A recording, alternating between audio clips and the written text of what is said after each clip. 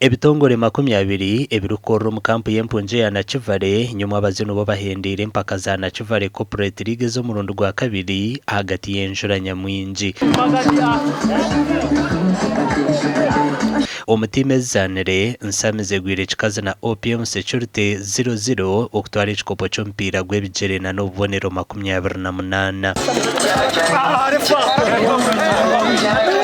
Omuzani ndije zanirwe timu ya AFC Window etwire cha volleyball na points 33 dero tutapona yasingo mudats na points 28. Timu ya OPM security nubo basinjire impakeze n'ubuniriga na bushatu obarundi no mizano yona bakuratirwe Irad na n'uboneriga na 2 dera ba Ugaford bakwata umwanya gwa kashatu n'ubonero 9.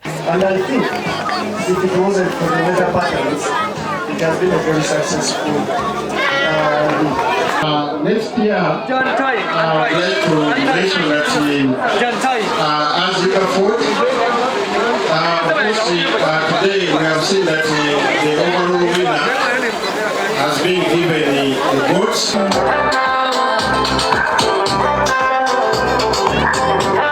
Abasinjire batwire ekikopo emedali hamwe na n'embuzi. Empakezi eza Nakivake Corporate League zibiri ziri zo mu rundo rwa kabiri. Aha bwa TV West and area Saritugusa.